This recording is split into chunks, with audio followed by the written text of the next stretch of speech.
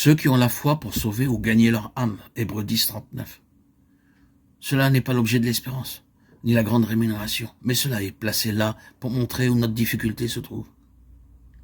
C'est notre propre âme qui est l'obstacle dans ce chemin de la foi et de la patience. Si vous avez une âme qui croit, qui a confiance, et qui a foi tout à fait aisément, si dans votre propre nature humaine, vous n'avez aucune difficulté dans la question de la foi, alors la Bible n'a point été écrite pour vous. S'il en était de même quant à la patience, si vous êtes l'une de ces personnes qui n'éprouvent aucune difficulté à être patiente, eh bien alors, vous êtes une monstruosité. Vous voyez ce que je veux dire? Ici, mention est faite de la foi en vue de gagner l'âme. Vous devez ramener cette âme-là de votre côté. Un mot meilleur serait conquérir l'âme. Cela encore n'est pas une traduction parfaite. Gagner n'est pas une traduction parfaite, et assurément sauver n'est pas le meilleur mot. C'est que cette âme qui nous appartient doit être amenée en ligne, être possédée et amenée en ligne avec le dessein divin, de sorte que nos âmes soient rendues à notre service dans ce but divin, afin que notre être entier y soit aussi.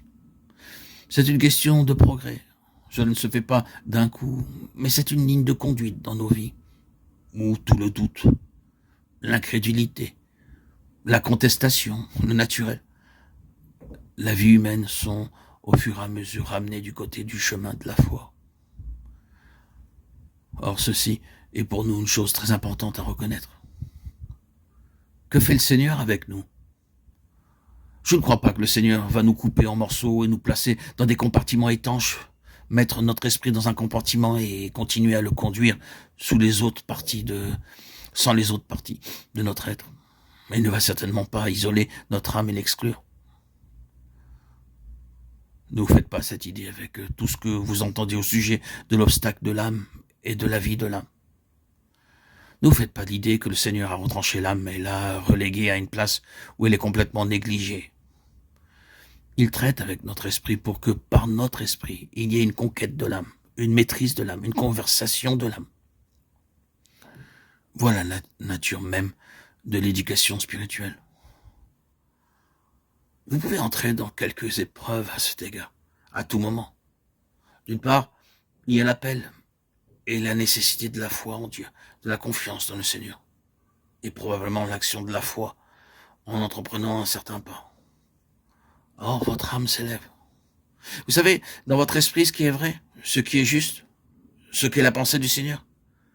Mais vous avez ici un ennemi, dans votre propre âme, qui s'élève et se met à contester, à douter, à tirer en arrière. Que va faire le Seigneur? Il ne va pas annihiler votre âme, la mettre hors d'action. Et n'essayez pas de mettre votre âme hors d'action. Quelle est la position à laquelle parvient celui qui a de l'expérience, qui a marché avec le Seigneur depuis un certain temps, qui connaît un peu cette marche par la foi? La position est simplement celle-ci. Oui, je sais tout au sujet de ces doutes et ces craintes, ces contestations, ce tourbillon de confusion, ce conflit de force qui s'élève en face de la volonté connue de Dieu. Et j'ai bien des fois souffert parce que j'ai été désobéissant, parce que je ne me suis pas confié dans le Seigneur. J'ai subi un mauvais moment dedans de moi, parce que j'ai permis à mon âme d'avoir l'avantage.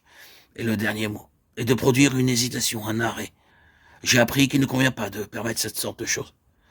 Mais ce que je dois faire maintenant, lorsque cette chose s'élève, ce doute ou cette tendance naturelle qui m'est propre de douter ou de craindre, ou de contester, ou de trouver à redire, ou d'hésiter, c'est de dire à mon âme, non, je continue avec Dieu, et tu dois venir avec moi.